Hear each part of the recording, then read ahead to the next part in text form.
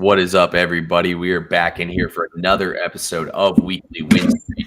As always, it's your boy CP3 Bets coming to y'all live today, man. Joined by none other than the man himself. What up, bro? What up, bro? Is currently experiencing some technical difficulties with his microphone, so I'll holler at y'all here for a second. But yeah, guys, we're excited. I'm excited for today's show, man. We got a lot coming for y'all. We got playoff baseball today. We have NFL as well on tonight. We got some shitty college football games per usual Thursday. And yeah, we got a lot of good stuff for y'all today. So let's get into it here in a second once Bro gets his mic fixed up and he's ready to rock. But we're good. Yeah, you're good? Okay, perfect. So Bro's ready to go. Bro, how we doing today, man? We're alive, and that's better than some people. And we're dry, which is better than some people. If you're viewing from the Florida area, hope you guys are safe. Prayers are with you guys, and hope everything is going well there. It's always good to keep it in perspective, man. Things can be definitely better, but they can definitely be way, way worse. How about you, man? We're doing all right. Yesterday I was a little pissed. I started out the day 2-0, and then I finished the day 2-2. So definitely not what I had in mind. But at the end of the day, whenever you have a day and you go 2-2, you just gotta let it roll off your back and move on to the next. So it could have been worse. Could have gone 0-4. So we'll look at it from that perspective today, and we'll keep things moving along here. Are you excited for some weekend football? Yeah, absolutely, man. Really weird NFL. Like looking at the NFL lines today, I just briefly looked at them. They are so like there's a lot of like almost basically pick 'em. Like we're talking like it's not actually pick 'em, but it's like, hey, these are some weird, funky lines that tell you there's going to be some really close games this week. Only one game with a spread of more than 7, and it's my Browns to get the fucking shit kicked out of them by the Eagles. Love it. Patriots are 7 as well. What's that? Patriots game's a 7 as well. Oh, is it? Well, I said over 7, so technically I was still right, but you're right as well. What about you? Is there NFL, college football that you're excited about? Man, I'm very excited for college football this weekend, dude. We have some huge matchups. Oregon, Ohio State, Texas, Oklahoma, Ole Miss, LSU. It's going to be insane, man. There's going to be some great matchups this weekend in college football. I've put in a lot of work on it. I can't lie, guys. I've sent out 2 max plays today to my subscribers over on SoBet. Both are not in any of the big matchups. They're in like P5 conference matchups, or I guess P4 conference matchups, but they're not in like the big sexy matchups you'd like. But they do involve ranked teams, though. So there's at least that hint I'll give you. But they're not the sexy matchups we all want the big plays to be in, but there's still some big plays. I will say, though, Ohio State might end up being a 2-unit play for me, though. I haven't fully made up my mind on that one yet. I like Penn State a lot, but I also kind of like the over in that game, too. So we're still figuring out on a lot of other games. I'm going to say this, though, bro. I know the spread's 14.5. It's the largest spread since 1970 in an Oklahoma-Texas game, but I don't see how Oklahoma even scores 14 points in this game. Yeah, that is one of the ones. I mean, I'm obviously excited for the Ohio State game, being an Ohio State Buckeye, but that's the other game I looked at. It's supposed to be a big rivalry, so it's always a little sketchy laying, that amount of points in that game. But yeah, I think Texas is far and away. I mean, honestly, I think they're probably the best team in college football right now. Yeah, I do too. I think Texas is in that tier. I'm not ready to say one team's that much better than anybody else, but I think Texas is in that range of where that they're one of the best teams in the league. So I'm definitely in agreement with you on that one. But yeah, man, there's definitely I don't think Oklahoma stands a chance. Like, honestly, if the spread was 21, I'd probably still take it with Texas. That's like how little of a chance I give Oklahoma in this game. I don't see it, man. I don't see how they have any chance. If this game was played on Mars, I would still take Texas minus 14.5. So oh, wow. I haven't officially made the play yet. I'm hoping that some idiot somehow bumps this spread down a little bit more. But honestly, I'm not even going to buy a half if I play it. Like, Texas is either winning this game by 40 points, or they're not covering. And there's really no in between, in my opinion. So see what happens there. Bro, you got any thoughts on these college football games tonight? It's another night of dog shit college football games as we had all week. Yeah, it feels like these games are terrible, man. Terrible. But I almost wanted to fire on James Madison when I saw the line moving the way it is, though. Something is up. Something is up. This was at 9.5 this morning. Now it's at 8, and it's about to drop lower. I don't know. Coastal Carolina grades out well, so like I understand why that money's coming in here. And you can say James Madison's numbers are a little like skewed because they scored 70 points on North Carolina. So like I honestly get what the move's doing here. Because I mean, they won 13-6 against Gardner Webb. Like, I don't really know what to make of James Madison. They won 63-7, 70-50, and then they win 13-6 to freaking Gardner Webb when they're 35-point favorites. Like, I just don't really know what to do with them yet, so I'm going to stay away from this game. But I honestly agree with you. Like, I think James Madison is the team. Like, I think they're going to come in here and give a little beat down on Coastal Carolina. I mean, you bet on Coastal Carolina a couple times. What'd you think when you watched them play? They sold on me both times, so fuck them. Actually, I bet against them, and they covered. So then I was like, oh, this team's pretty good. Bet on them, and they fucked me. I don't know. But, we talked about Jacksonville State yesterday. We were like, oh, we don't want this game. We don't want anything to do with this game. There's never a world where I'm going to lay this much points. And they fucking won by like $1 billion. So I had no bet regret, though, on that game. I will say there's zero bet regret from me. Yeah, I can't trust Rich Rod and that program, man. I can't trust a single fucking thing they do over there. Yeah, Western Kentucky's kind of in the same spot tonight. Like, UTEP's garbage. Am I going to lay 20 points here with Western Kentucky? No, but I mean, even if you gave me 28 with UTEP, I'm still not fucking taking UTEP here. Like, that's how bad of a team UTEP is. Like, I don't know, man. I want to see some more of these Conference USA play out because these teams are really bad. The numbers are really skewed. I would rather wait for if Louisiana Tech or Middle Tennessee was playing UTEP, I'd probably jump in on them, even though those teams are horrible too. So I don't know. We'll have to see here what we're going to do with these teams. What were you about to say? No, yeah. I mean, it's a shame that we don't. I mean, obviously it's Thursday. Like, we got Thursday night football, but you'd like to see a little more heat on the slate from the college football this week. I mean, fuck, man. Not a good game until Saturday. Whoa. Friday night, there's a good game. What do we got tomorrow? It's a late game. Utah and Arizona State. I mean, I'm not saying that's like the game of the weekend, but I mean, that's a good watch right there. I think I'm going to be on the over in that game. So it's going to be a late night for TP3 on Friday night. Yeah, I'm so sick of that fucking conference out there. Arizona cucked me. Kansas or fucking Arizona. I don't know. Arizona State's garbage. But Utah, we got Cam Rising or whatever his fucking name is out there. I mean, I think they're overrated. I don't know. I don't have anything to say about those teams. I'll tell you what, though. I've had some bad luck betting on the West Coast. Hey, we'll have a full breakdown for you all in that game tomorrow, so stay tuned for that, guys. We're going to go ahead and get into MLB, as we have the MLB playoffs. To see the people in the chat are asking about hockey, I cannot tell you all a damn thing about hockey, but we do know some baseball here, and we'll get into some baseball. So we got two games on the slate. We got Bros Guardians taking on the Tigers here at 6:08 p.m. about to start up here soon. The spread in this game, or the money line in this game, currently Guardians minus 125. The over/under is set at 6.5 here. Bro, do the Guardians force an elimination game on Saturday, or is the series done? It's done. It's over with, and they deserve it. Fuck the Guardians. Seriously, fuck them. I hate them. I hate ownership. They do the same thing every year. They want fans to pay fucking top dollars, get in the seats, and watch competitive baseball. The front office had no idea we were going to be successful this year, and they showed that by being completely unprepared and pissing down their leg at the trade deadline, trading for Lane Thomas, who has done nothing. He had a hot 2 weeks. He's done nothing. We got fucking pitchers, starting pitchers that should be in the fucking retirement home. They suck.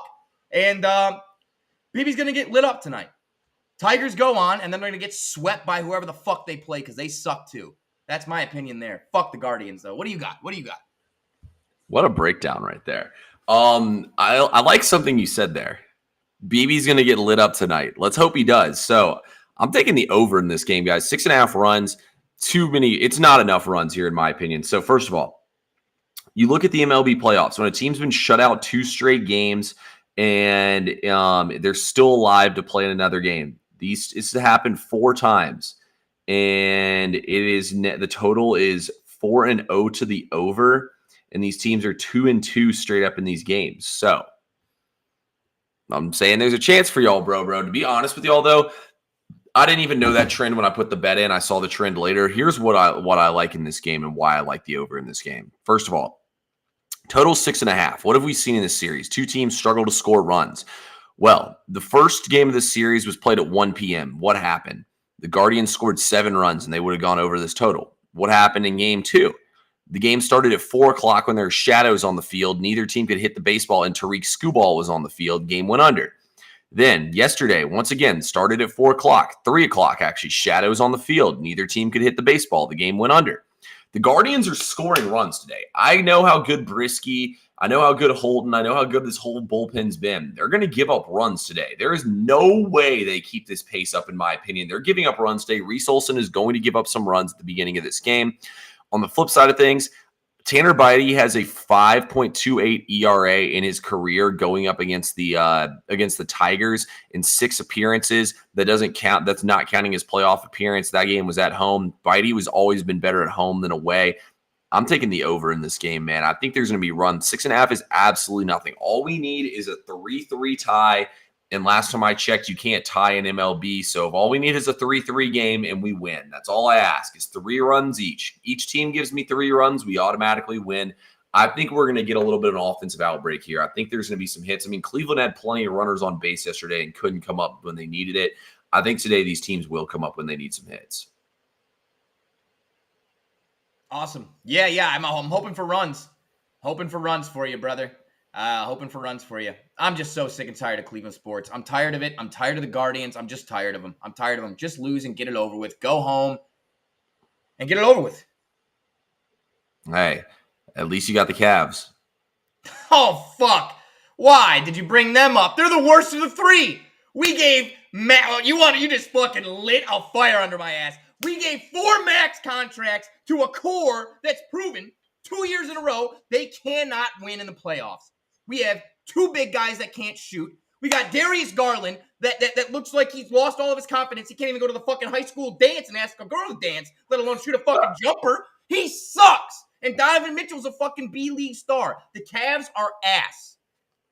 But I intentionally did that, guys. I could tell Bro's triggered. I just wanted to push him over the edge today. Oh, bro, I'm tired of I'm tired of Cleveland. I'm tired of Cleveland sports. I'm a Lake Should County. we talk about Deshaun Watson next? Should we talk to Deshaun Watson next? No, you don't want that. You don't want that. No. We won't talk. We will talk to Deshaun Watson today. We'll spare Bro till tomorrow for Deshaun Watson. Hey, well, hopefully, I'll tell you what, if the Guardians win tonight, you're gonna have to talk about Deshaun Watson on here tomorrow. So that'll be his rant for tomorrow. If the Guardians can survive one more day, I think the Guardians are gonna win this game for some reason. Anyway, let's move over here to the second game, though. We have the Yankees taking on the Royals. The Royals facing elimination here at the house. Currently, right now, the Yankees are minus 155 favorites. The total in this game came up from 7.5 this morning to 8. I'll go first since I got to play in this game. I'm taking the over here again. I like the overs today. You look at the Yankees; they're number 1 in WRC plus, batting average, all the little weighted runs created, all that stuff. When they're at home, as a road offense this season, they have the number 1 road offense against right-handed pitching in the MLB by a long margin. You look at the Royals. The Royals at home are an elite offense. Like I said, their batting average is substantially higher when they're at home versus away. I think they come in here versus Garrett Cole with house money to play with. I actually think Garrett Cole's going to seal the pressure today and give up some runs. I like the over in this game. I just think both the offenses are going to show out here. Cleveland had plenty of chances to blow that game open. I'm not, why do I keep saying Cleveland? Kansas City had plenty of chances to blow that game open yesterday, and they couldn't do it. I think they're going to do it tonight. I would not be shocked at all to see both teams force a game 5, but I think the total goes over in both games. Yeah, I can definitely see that. And it's hard to trust Garrett Cole, man. It's hard to trust him. Like, he's put together some solid performances, but then at the same time, he's had a couple of outings where he hasn't even got out of the 3rd inning. What's up, Travis? What's up, brother? Thanks for tuning in. Yeah, no, I think Garrett Cole's going to, if you look at the history of baseball, a lot of the aces get rocked in the playoffs, and it's usually like the 2nd or 3rd starter who makes a name for themselves in playoff runs. And I think we're probably going to see the same thing here with Garrett Cole. Like, I think Garrett Cole got lit up in the first one. Kansas City's not scared of him. I feel like Kansas City's not even going to flinch. Like, Salvador Perez was on the team when they made that crazy World Series run. I feel like he's giving the team the pep talk. Like, I feel like Kansas City is not dead by any means yet. Like, they went toe-to-toe with the Yankees. And I mean, if you think about it, they beat the Yankees' ass in game 2. They lost game 1 by 1 run, and they lost last night by 1 run. I don't think Kansas City's scared. Like, Kansas City has never backed down all season long, and I don't think they're backing down here. I think this game goes over the total. Yeah, I think of the 2 games, I think the Royals are more likely to win than the Guardians. I think the Royals can pull it out tonight, man. I really do. I think they can. I agree too. I think one of the underdogs is winning today between the Royals and the Tigers, and then one of these teams definitely forcing another game. So should be a good night tonight on the diamond of the MLB. But guys, let's get to what everyone wants to hear us talk about. It's Thursday Night Football tonight. We have an NFL football game tonight. We have the San Francisco 49ers taking on the Seattle Seahawks. They're on the road in this game, laying 3.5 points here. Total in this game sitting at 49. Bro, what do you think about this game tonight? Well, I think for the people that have struggled to watch Thursday Night Football, because a lot of times we get some fucking snore fests with no points, this should be very refreshing. This, I'm hoping, is going to be an exciting, like, fast break style game here. Okay. But I think what has happened thus far in the NFL has the public, including myself, second guessing blatantly obvious decisions here. I mean, this is a layup. And bro's only got to make it a little difficult, so I'm going to give you a little fucking Euro step, a little jelly on the finger roll. Okay. Instead of just going right off the glass, you know? But, guys, this Seahawks, correct me if I'm wrong, I don't think this Seahawks team is any fucking good. This is a layup. I think you got to take the Niners, and the only play in this game has to be the Niners. I don't care what the dogs have done. I don't care about the 12th man. I don't care that Seattle's at home. Bro, they played the fucking Dolphins with Skylar Thompson as the quarterback. They played the Patriots, and they played the fucking Broncos before Bo Nix kind of figured out his like little like short pass niche and run around type deal. Like, dude, they suck. I don't know. That's just me. I love the Niners tonight. I love the Niners tonight -3. That's an official play over there on SoBet, where you can get all of our plays right there. SoBet, links in the bio. TP3. What do you got? What do you got? Are you excited for this game? And do you have any plays for the people? Yeah, I'm excited for this game. So honestly, it's kind of like we said yesterday. It's a super square play here, but I got to go with San Francisco in this game, man. Like, so first of all, let's think about this. Let's break this game down bit by bit here. So Seattle's defense already pretty banged up. Sure, it looks like Boye Mafe, and it looks like that what's the other Julian Love are going to give it a go in this game today. But, I mean, look, Byron Murphy, he's out. Nwosu, he's out. Tariq Woolen, one of the best corners in the league, he's out. Multiple other starters on this defense, like I just said, are already banged up. This is, I mean, I thought about it more, man, and I think it makes too much sense here to take San Francisco. So I talked about it on yesterday's show how Seattle's in a really bad fatigue spot. So think about this way. So Seattle in their fatigue spot here, they play Monday night against the Lions. The Lions do anything and everything they want to on them offensively. Then they come back and they play against the Giants. They were on the field for 71 plays defensively, and the Giants were one of the worst teams in the NFL. Going into last week, they were the worst team in the NFL at running the football. They were averaging like less than 3.2 yards per carry. They ran on them for 134 yards last week. They almost ran for more yards last week than they had all season long. That's how many yards they ran for on them. And they controlled that entire game and dominated. Seattle's defense was out there the entire game. Seattle gave up 7 sacks. Here's my first trend for you guys, besides the fact that we have a major fatigue spot here. Seattle gave up 7 sacks last week. Teams after doing this are 11, 22, and 1 against the spread the last 3 seasons. The offensive line's playing terrible. San Francisco is going to pin their ears back and blitz them here. Next trend here. Huge fatigue spot. Like I said, the 49ers are 7-2 ATS on the road against NFC West teams since 2002. But they lost their first game against the spread, and they haven't lost back-to-back in the division since 2021. Feels like a pretty good get-right spot for the 49ers. They're 2-3. They need this one. I mean, both teams really need this game because, like, Seattle can win this game. They can go to 4-2 and send 49ers down below them. I mean, I agree with everything you said at the top of the show. Let's not forget, they need a fourth quarter comeback to beat the Patriots. They barely even beat that awful Patriots team.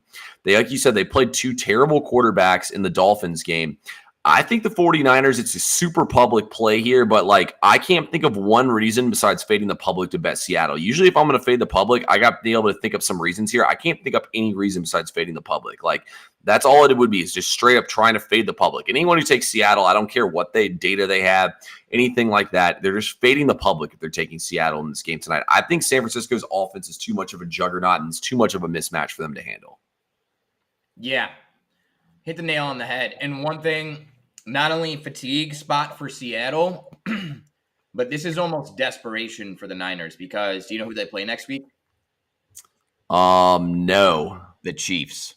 Okay. So this is a must-win game. I have to win this game. That's huge, actually. I didn't even know that. I love that angle too. Yeah. So look, it's a public play. I can't even lie to y'all. Like, I hate taking public primetime plays, but like I said, man, I cannot think of one reason why we would not take the Niners here in this spot.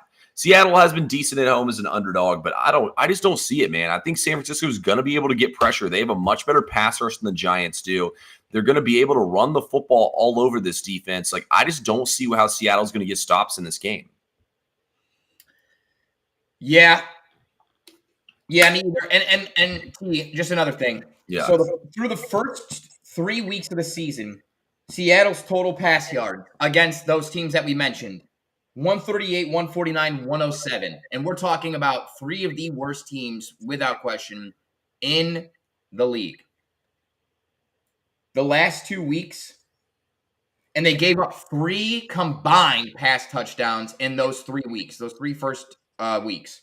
Mm-hmm. Last 2 weeks, 292 yards passing allowed, 2 touchdowns, 257 passing yards allowed, 2 touchdowns.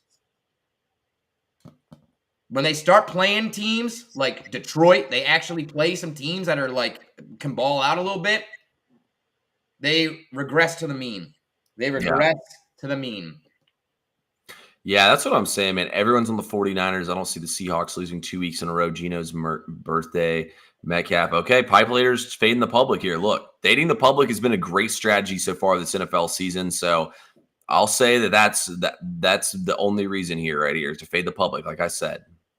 At the same time, though, I mean, the 49ers need this game like blood. Like Burbo said, they got Kansas City on deck. This is a must-win game here, and they got extra time to prepare. This is like a kind of revive your season type spot. 2 weeks in a row at home. Okay. I'm just saying, guys, like, I'm really worried about Seattle. They got carved up by the Giants and by Detroit. Like, they couldn't stop a nosebleed the last 2 weeks. Prop-wise, who do you think is going to go off on San Francisco tonight?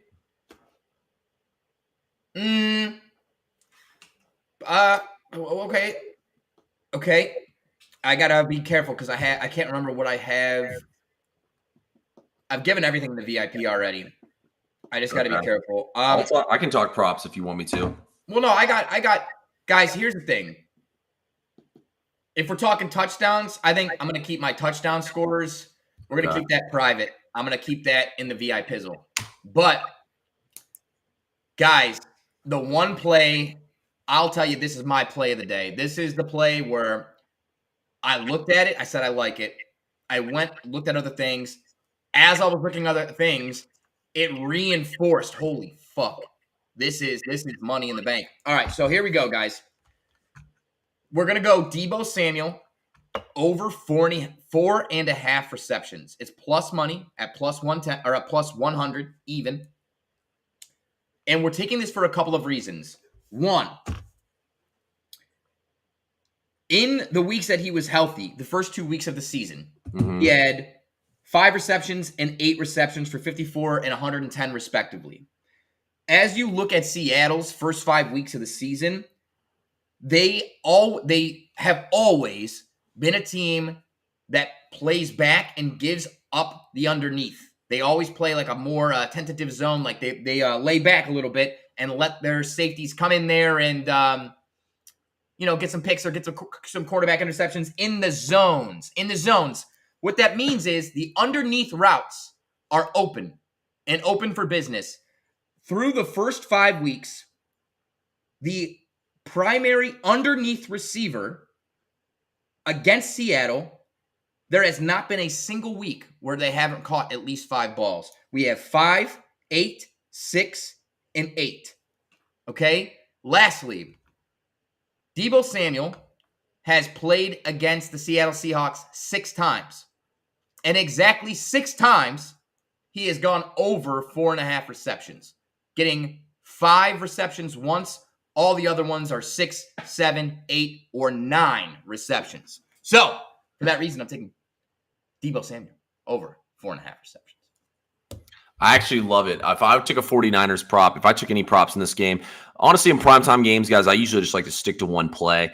And it's a side play for me today. There's 2 plays I was close on in this game if I wanted to play props. So Deebo Samuel's torched Seattle in his prior games, going over 100+ rushing/receiving yards in 5 out of his last 5 games versus them. He's also over this in 3 out of his last 4 games this season.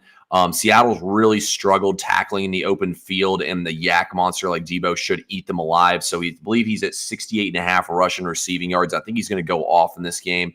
On the flip side of things, I think Seattle's going to be playing from behind. So I think Kenneth Walker receiving and I think DK Metcalf receiving yards are the ways to look there. We touched on it yesterday. DK Metcalf had his first game and after the last 4 games where he'd gone over 100 yards where he went under that mark. I think DK is going to get back to form here. Gino's going to air it out a lot because it's his birthday and hit DK in this game. Yeah, guys. And that is the play that I'm sitting on 64.5 yards right now. We talked about it yesterday. I really, really like that play, especially because, again, we do think there's going to be points scored in this game and that Seattle is going to be coming from behind. Pause. But another receiving prop. T, do you have anything else? Do you have another prop for us? Nah, those are really the only 2 props that I looked at in this game that I actually liked. And then I thought the Kenneth Walker angle, if I thought Seattle could hang around, I'd probably take Kenneth Walker. I also don't hate San Francisco in the first half. They've come out strong in the first half in their last couple games and faded in the second half other than the Vikings game. So I don't hate attacking them early rather than waiting for the end of the game for them to fade. But I'm just going to take San Francisco full game here and call it a night. Yeah, I almost want to just say fuck it and throw some on the money line. Dude, it's so juiced, but like the way these games have turned out lately, it's just like it feels like you have to buy points to put yourself in an advantage, right? Like a position of power with all this fluky shit going on. Another prop that outside of the Metcalf prop that I'm looking at with serious consideration is going to be George Kittle. Over 4.5 receptions. Same number. It's tough because there's only one ball, right? So I was in between Kittle and Deebo. I ended up going Deebo, the primary pick. But guys, I don't necessarily hate Kittle either. Here's what I saw. He's only played 4 games this year. He was hurt the one game. But 2 out of 4, he's gone over 4.5 with 7 and 8 receptions. He was targeted 12 times last week, 8 receptions for 64 yards. And Seattle has struggled against the tight end. 3 out of 5 weeks, they've given up at least 4 receptions and 50 yards, including 5 receptions last week to some fucking no-name tight end for the Giants. Don't even know this guy. Never even heard of him in my entire life.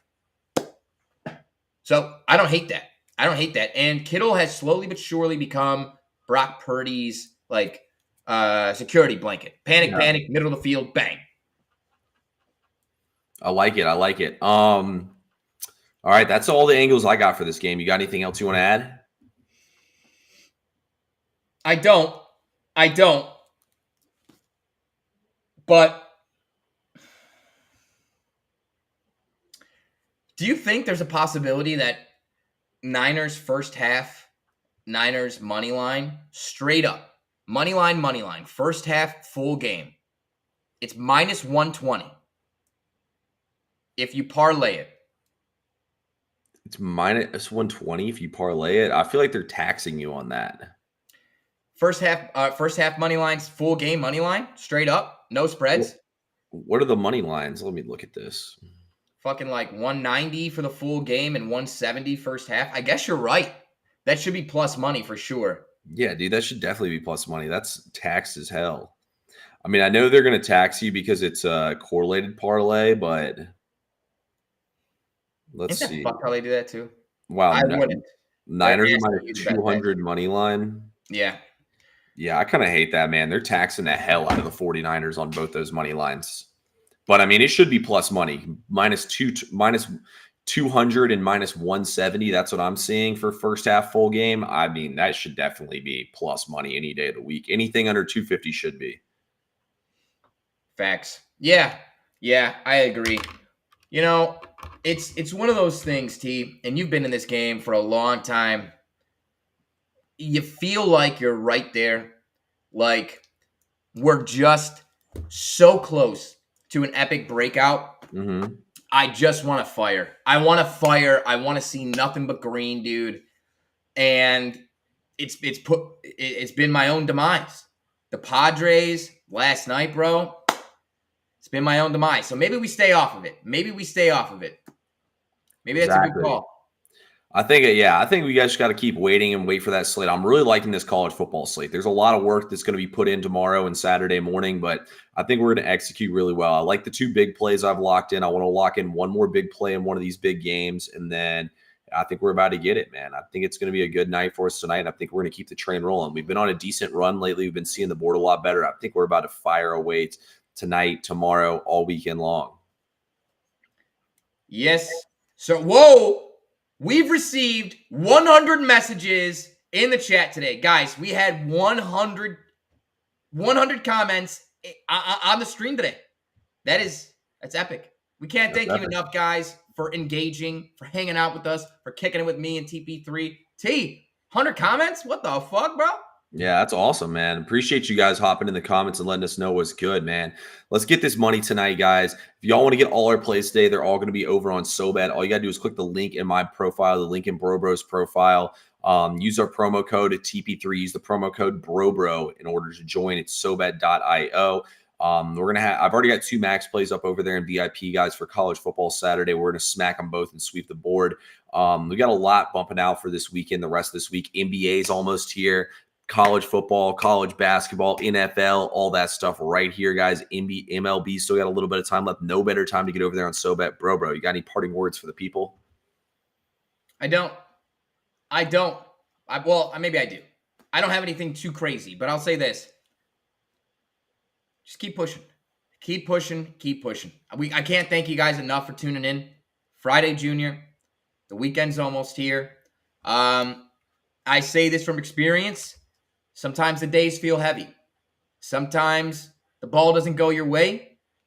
And if that is you, and if you're having a tough week, just want you to know I'm praying for you. I want you to know I'm praying for you, and that shit has to turn around for you, has to turn around for me, has to turn around for us. You can't stay down forever. And we won't. But I'm praying for you guys. And if you ever need anything, I know TP3 he's a great guy. He's one of my best friends. He's a great friend. But if you ever need anything, guys, don't hesitate to reach out to us. Don't hesitate to reach out. We're here. We'll give you sports advice. We'll get you the games. We'll get you the locks. But we're here for you as well. Never feel like you're alone here. Feel like you can reach out. But that being said, let's fucking have a great day, a great evening, and then tomorrow's Friday, and we're going to have a hell of a fucking show. TP3, take them away like you always do, and tell them what we're going to make this evening.